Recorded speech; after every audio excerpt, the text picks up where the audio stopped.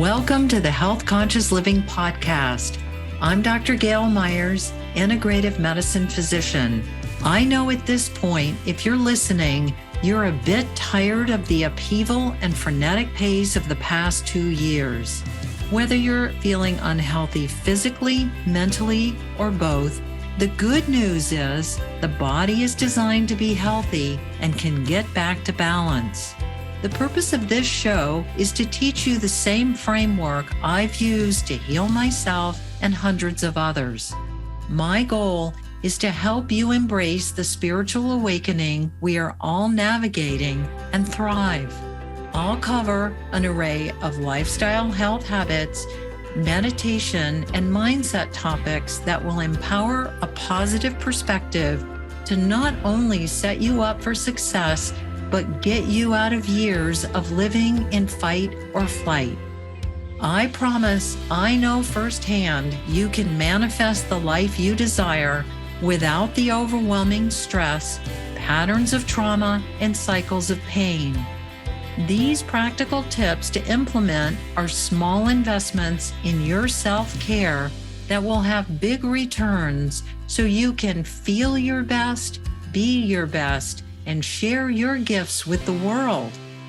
Now, let's begin your health conscious living journey. Welcome to the Health Conscious Living Podcast. I'm Dr. Gayle Myers, and today my special guest is Dr. Suzan White. Dr. Sue is an integrative psychiatrist, board certified in psychiatry and addiction medicine, and she is in private practice in Vermont. Before she became an osteopathic physician and a pioneer in integrative psychiatry, she was an artist with an MFA working as a designer in the gift industry. Welcome, Dr. Sue. Thank you so much, Gayle, for bringing me on today. It's great to have such a you. pleasure to be here. Tell us about integrative psychiatry. What is integrative psychiatry? Well, as an osteopathic physician, I was drawn to medicine because I was interested in mind, body, and spirit and how all those things come together. And as I made my way through my training, I realized that the soul was really a part of what needed to be addressed when people came in. And psychiatry, translated, is doctor of the soul. So what I realized was that somebody could go in and have a big surgery to correct something going on with their heart. But if the conditions that had created whatever was going on with that created the problem with the heart in the first place, if those weren't addressed, the person would go ahead and have the same conditions that would lead again to the same problem. So integrative psychiatry takes some of the things I loved so much about osteopathy, and I'm just going to review the tenets of osteopathy because that's so important to me, which are that a person is made up of a mind, a body, and a spirit, that every person is capable of healing, that structure and function are interrelated, and that rational healing and treatment depends on all of these things.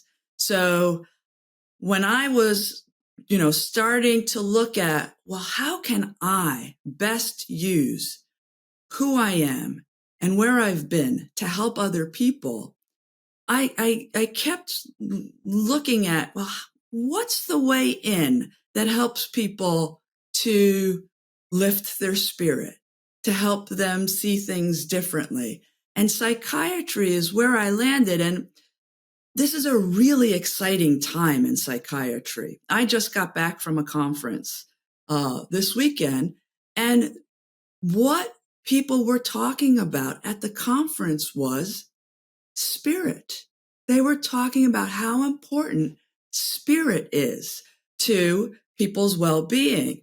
And I never thought I would see the day where I'd be at a conference, a psychiatry conference, and this would be acknowledged.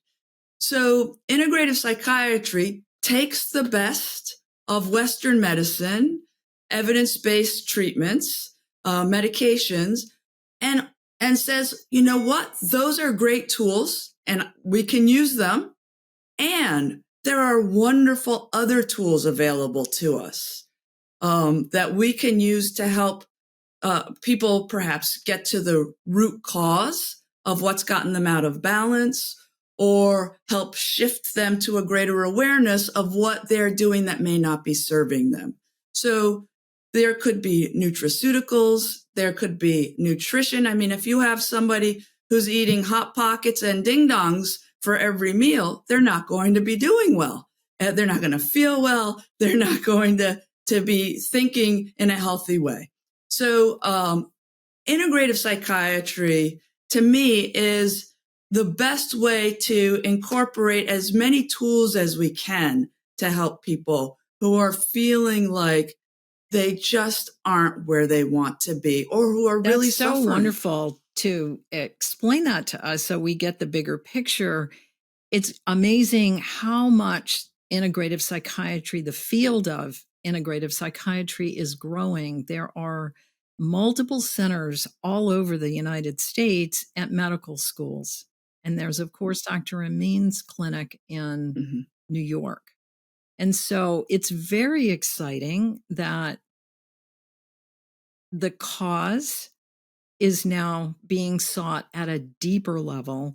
And of course, that soul awareness and spirit awareness is going to help people heal immensely. And how is that going to help us now, especially as we emerge from this twindemic? Wow. You know, it's really interesting that you bring up the twindemic. That's a fantastic question. And I've actually heard of it referred to as a syndemic. And the syndemic is referring to, the aftermath of COVID. It's also referring to the opioid crisis. And it's also acknowledging the inequalities, the social disparities, and how those affect people. It's not an easy time in this country to be a person of color, to be a person who is LGBTQ+, to be a person who doesn't have access to resources. And all of these things are factors in determining health outcomes. So these are really important things to address. COVID created a lot of isolation. The opioid epidemic is affecting people at all levels of life. And, these social disparities need to be acknowledged at this time. And it's a critical time for us to be aware of the things that we can do to bring us more into balance. And I couldn't help but think, as I was preparing to come on today, about an interesting article in the Current Psychiatry publication that came out recently. And it was a Dr. Nasrallah who was commenting on how the default mode network in our brains that involves different regions of our brains is something that is usually activated when we are sleeping, at rest, or when we are exercising. And what he was saying was that this default mode network is being disrupted by all of the technology use that we're doing today. And I found in my practice, I will have people come in and I'll ask them, how many hours a day are you spending on the screens? And I am working with young people that are spending double-digit hours on their screens every day, 12 hours, 14 hours easily on their screens. So what's happening is the default mode network doesn't get a chance to do its daydreaming, doesn't get a chance to reflect on who you are and where you are on the planet and what you're doing. And instead there's the scrolling that's occurring. And what we're finding is that there are such high rates right now of mood, anxiety disorders. And it's quite possible that the shifts in how we are relating to one another are responsible. So, as we can't blame everything on, the use of technology, but it's really good information for us to understand that we are profoundly social beings, and our well-being is dependent on our connectivity, and our connectivity with one another, our connectivity with ourselves, our connectivity with the planet, and our connectivity with something greater than ourselves. So that is something that has been really reinforced in my own healing journey and my own curiosity about what it means to heal. In my work with Indigenous elders, they're very much about connection and, also acknowledging the ancestors who have come before us and the legacy that they have created, the wisdom that they have imparted upon us and left us with, that these are things that we need to be aware of, that we need to bring forward into our days, this almost an attitude of reverence for those who have come before and gratitude, as well as an understanding that we are very much like ants. Ants are revered by. I work with an elder in the Yaqui tradition, Grandfather Lynch, who has been so kind to teach me about ways of connecting with healing. And he has explained to me that ants are sacred because they go into Mother Earth and they bring up the little stones. If you ever see a little pile of ants stones, they've come from the center of the earth, and talks about how beautiful that connection is. And also, whenever an ant meets with another ant, it stops and they touch.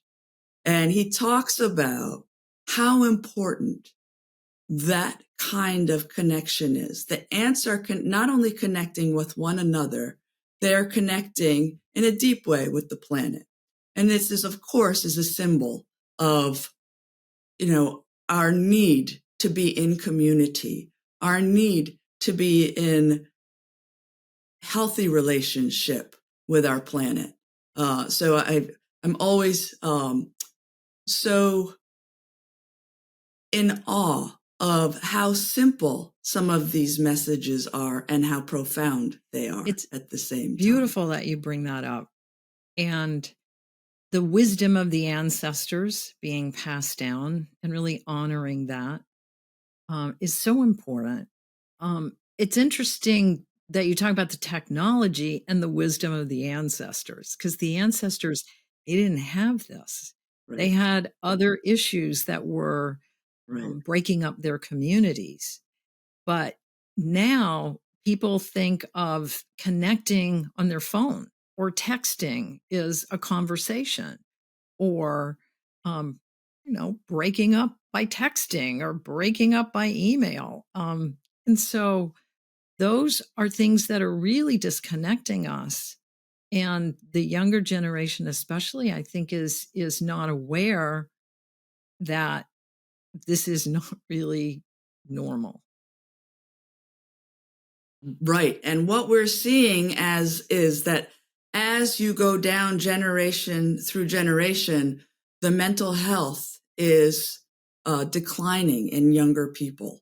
This is the iPhone came out in 2007. So we are now working with the first generation of people Mhm. who have grown up with that, and Do you have think really that's been why hooked there is so into it. much anxiety in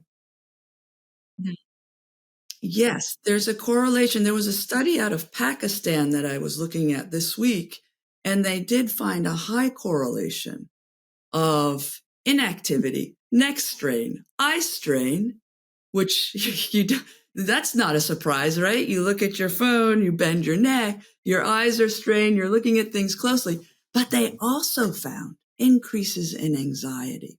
I found in my own practice that I will sometimes have patient after patient who has spent the previous day or that morning on social media, and they are coming in Mm. so unhappy because of the comparisons they're making with the other curated lives on social media. And they're upset that they're not wealthier, that they're not traveling, that they're not this, that, or the next thing. And it can be really, really difficult for them to integrate, that where they are and what they are doing is enough when they see so much that looks glamorous. And our lives are gritty, and we have permission to be human, and it's messy. And that doesn't always get seen when it's all polished on the Absolutely. screens. And it's interesting. Have you seen any studies where, because the studies about community and human connection is, there's a lot of information about that, and how when we connect in person and we connect with our tribe, as it were, there's increase in dopamine and oxytocin and the hormones that feel good and that are healing. And has there been any study about what kind of hormones we're producing when we're in that? I mean, cortisol, obviously, the stress hormone when we get into that anxiety state, looking at social media. Has there been anything else that you've seen? There have been a number of studies about the correlation between anxiety, mood, and social media use. There have been some studies that correlate the number of hours spent with increasing distress.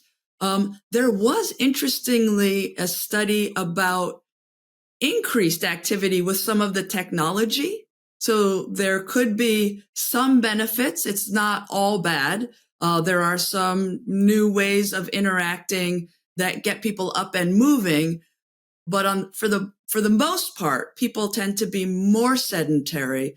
The exercise goes down as the social media use is going up. One of the concerns also about the social media use is the increasing difficulty with focus and attention. And we are seeing right now just a surge of individuals coming forward with difficulty with attention and focus. And the challenges are quite real. And children who are growing up with attention and focus difficulties are often having a lot more difficulty connecting with other children. They're having more difficulty getting overwhelmed easily. And right now, what we're seeing is shortages of medication. And at the same time, I'm aware that there's something that's free that can be done to improve focus and attention that is being underutilized, which is I was going to ask you mindfulness. about meditation. I was going to ask you about the antidote to this: lifestyle, Yeah, health habits, exercise, right, and r- right. So, yeah, you're right on it. You're right on it as usual. So, absolutely, the exercise is something that is going to promote neurogenesis. It's so good for your brain to get moving, and the uh, the ability to be still, and develop an awareness of what it is that's going through your mind. I loved the idea of the image. A friend was discussing with me how they had really benefited from being still and learning to watch their thoughts instead of going off a cliff like Thelma and Louise with catastrophizing. And there goes your brain off the cliff. And how do you recognize that that's where you're going with your thoughts?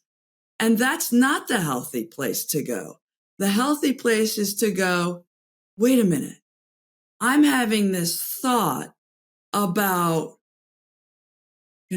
driving on the interstate when I'm scared of trucks driving by me. And I'm going to now, catastrophize that the truck on my right's going to smash me into the guardrail. And I'm going to say, hold on a second. And check that. You can, there's very powerful therapeutic techniques, like CBT. There's now mindfulness informed CBT that's available. And a lot of these techniques, therapeutic processes, are about getting quiet enough so that one is able to recognize where the patterns are. Because when you can catch it, you can check it, and you can change it. That's the beautiful, simple synopsis of cognitive behavioral therapy. Catch it, check it, change it.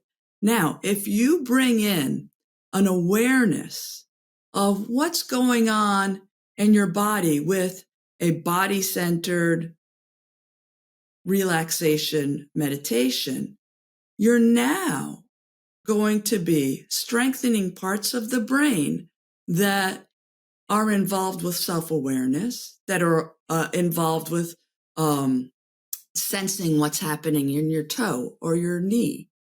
And then moving on to another portion of your body, you're actually going to begin to see changes in the way your brain looks on imaging by simply exercising, we'll call the muscles in your brain, by what you do with your attention. And so it's a beautiful, beautiful thing. If you can combine what you're doing with your attention to other lifestyle shifts, you can make some profound changes. And I also want to acknowledge it's not that simple for everybody.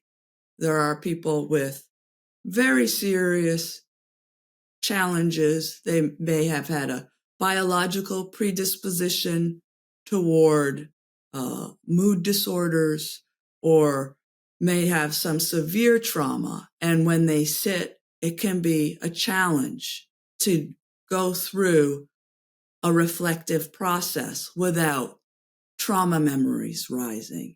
And if you're watching this and you're somebody who has challenged with the 60 to 70,000 thoughts racing through your mind every day, and the majority of them being painful thoughts, it's a great idea to get some support before you try to do something that might make you uncomfortable or maybe destabilizing.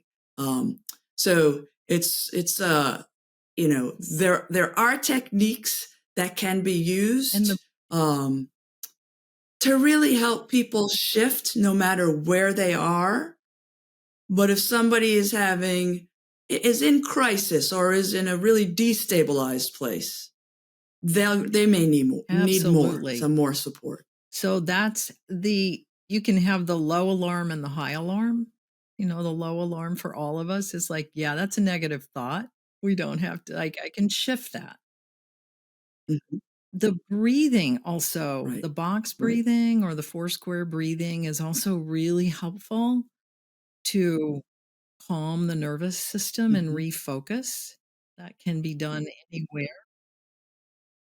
There's so many wonderful ways to calm the nervous system, and Mhm. they're free. A lot of them are free. Breathing is number one, and just focusing on the air coming in and out of the nostrils. Um, Humming.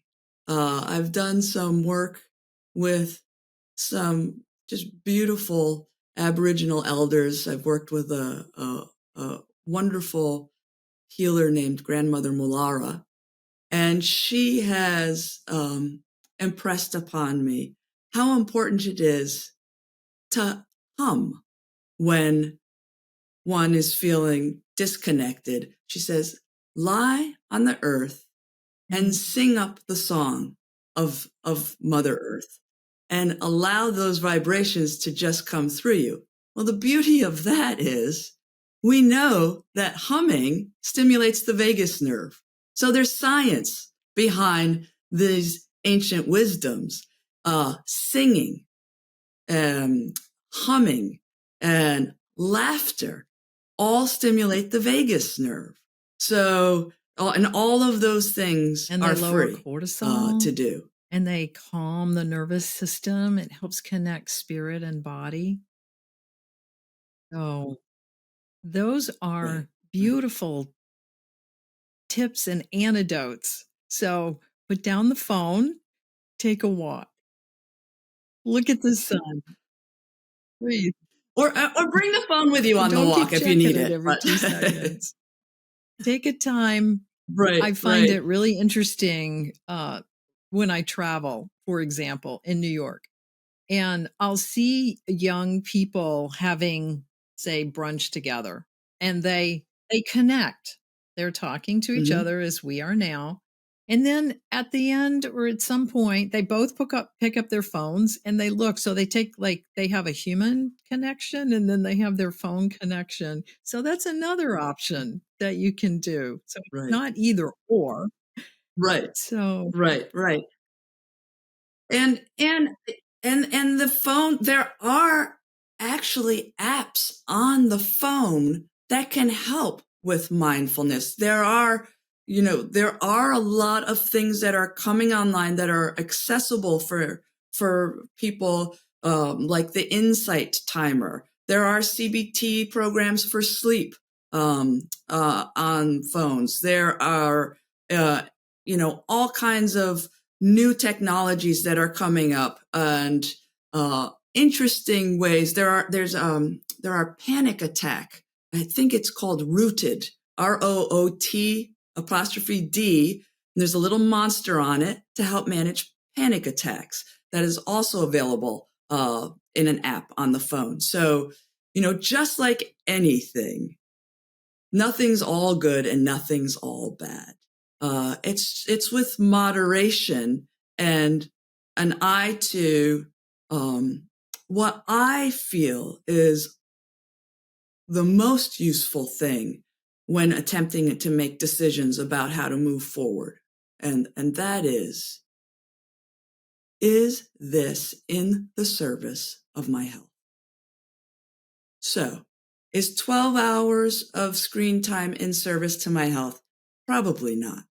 If I'm having panic attacks and I open up the little app with the monster on it, and that helps bring me down, is that in service to my health? Yes, that could be.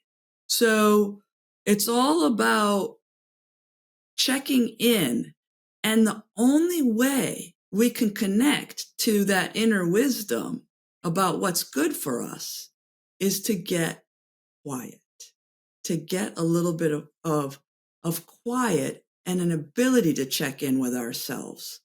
And that can require some cultivation, because if our free time is spent scrolling instead of allowing ourselves a moment to check in while exercising or sitting quietly or meditating, we may have more difficulty getting underneath those 60 to 70,000 thoughts a day that we're having to find the connection with ourselves. be still and know is some pretty great wisdom Absolutely. I around would that. say be still and know and say hello to spirit within. Oh, And for me, of course, if you've been listening to the Health Conscious Living podcast, the audience, I talk a lot about grounding and that visualization of a tree trunk from right above the tip of the tailbone to the center of the planet and anchoring it with a big root system. And knowing that it's going to anchor you, it's going to help you be in present time. So I think it's adorable that there is an app called Rooted. right, right. And thank you for bringing that up, bringing grounding up. In my own healing journey in the beginning, I had a lot of difficulty with that. I came out of a background where I was exposed to a lot of childhood trauma. And that's what set me on my healing journey. I said, well, I've got to do something about this. I'm uncomfortable. I used to have panic attacks and be very anxious. And my solution for dealing with that in the beginning was to hurtle myself through space as fast as possible, whether I was on a motorcycle or a snowboard or just zooming along. I figured that if I had to be in the present moment, because the consequences were so high if I wasn't, as in I was going to crash, that seemed to be a level of stimulation that my system had become accustomed to because of my childhood trauma. And so it wasn't until I became ill with chronic fatigue that I was forced to reevaluate, how do I cope? I can't ride my bicycle 100 miles an hour. I can't be practicing my karate spins and kicks and things like that. I'm not able to function. I'm barely able to lift a cup of tea. So what that did was force me to learn another way of being, and it helped me understand the importance of slowing down. It helped me understand that in order to calm my nervous system, I had to really figure out how to be present with myself and grounded. And I had no idea how to do it. And so it's been really interesting to me that it wasn't until I got to medical school and I met some osteopaths who were saying, imagine you're a tree rooting yourself, that I said, oh, okay, this is what this grounding thing is about. And then I started to talk to Indigenous elders, and they all have techniques for grounding.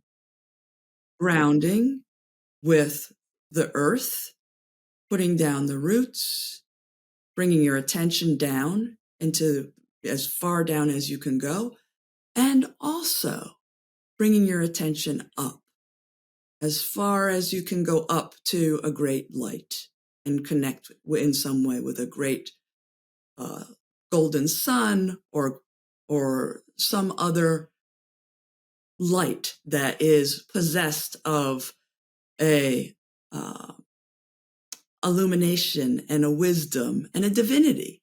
And so learning that grounding and expanding were ways to manage my own hypercortisol state, really helped to lead me on my path towards what is healing about. How does a person go about this healing journey, and what does it take? So some people are going to really need the support of a team, and some people are going to say, okay, I'm going to listen to my inner wisdom. I'm going to understand that I am going to be guided to what's healthy for me. And that may be you're going to go find somebody who's going to look for the root causes of what's going on. Do you have low B12? Are you anemic? Are you constantly flooded with nightmares and images of trauma? Are you sedentary? Are you stressed by work? Are you in a relationship that doesn't serve you?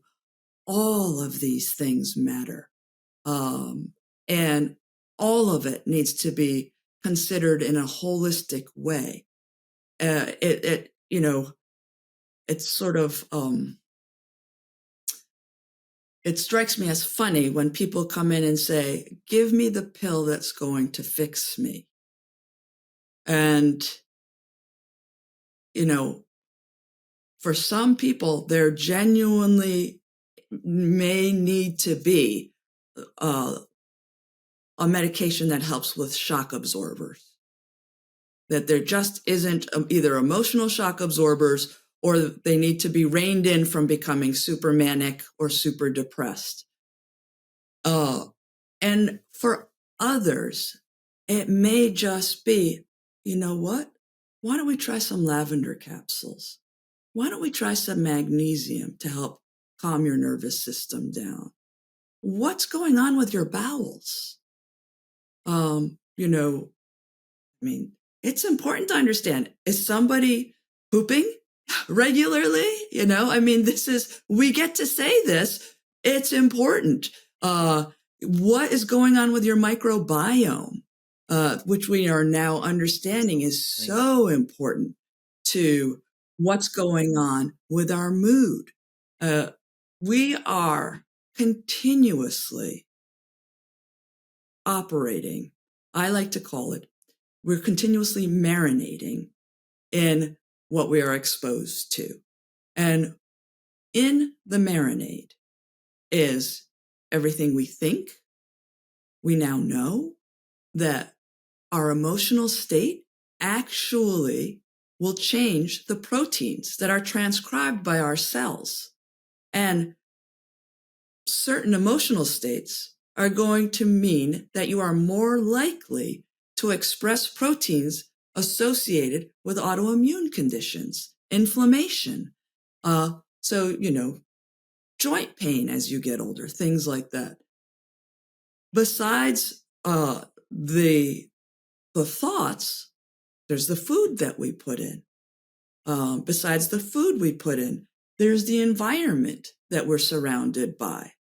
If you're somebody who is in a minority status, and you're surrounded by people who are discriminatory in some way, or you're not feeling safe in your environment, that is also going to affect your well-being. So it's really important for us to look at the big picture and what can we shift and what can we help shift for others who may not have the voice that we in the medical profession have. What can we help shift for the patients or the clients who are coming to us? How can we help them be aware of what is serving them in their environment and what isn't serving them in their environment? So there is an awful lot. Including, the conference I just attended was also talking about things like the environmental exposures, the mold in our environments. There's also, BPA, plastics, microplastics in the ocean. Our food supply may have antibiotics in it. So there's so many things, or chemicals that are sprayed on our foods. There are so many things that are important for us to be aware of while still maintaining some balance so that we can continue to live on the planet and find without feeling healthy overwhelmed. foods that are hopefully organic, that can be afforded. And surround yourself with Yeah. positive people that are loving and kind. And you've given us so many wonderful tips and so many wonderful perspectives to think about and to step into.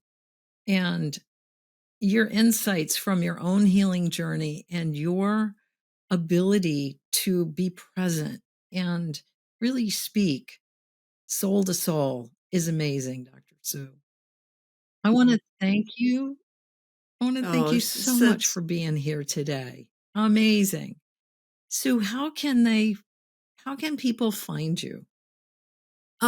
They can go online, and I have a website.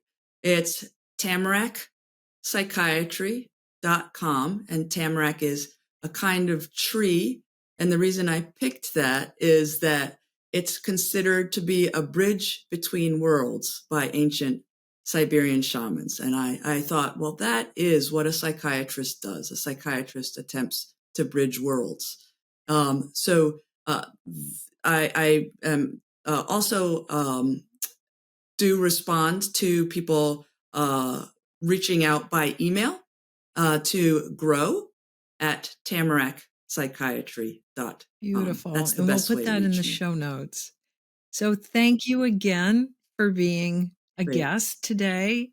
And I look forward to speaking with you in the future because there's a lot of many other topics that we can cover. So thank you. It's just been such a pleasure, and I have so much respect for the work that you've done, and I am And so thank you, delighted to Dr. be here Sue. with And you today. for the audience, the mural in the background was painted by Dr. Sue. So thank you again. Bye now. You're welcome. Bye-bye. I hope today's episode helped you adopt more tools to implement daily. Choose change, look within, see your inner wisdom already exists, and live your optimal health. If this inspires you, I invite you to share this on your favorite social platform, share it with a friend, or just help us spread the importance of health-conscious living. For more health lifestyle tips, check out healthconsciousinc.com, sign up for my email, and follow me at Gayle Myers MD on Instagram. Hit the subscribe button. I'd love for you to give a 5-star review and leave your comments or questions. Until next week, rejoice in the health that you have.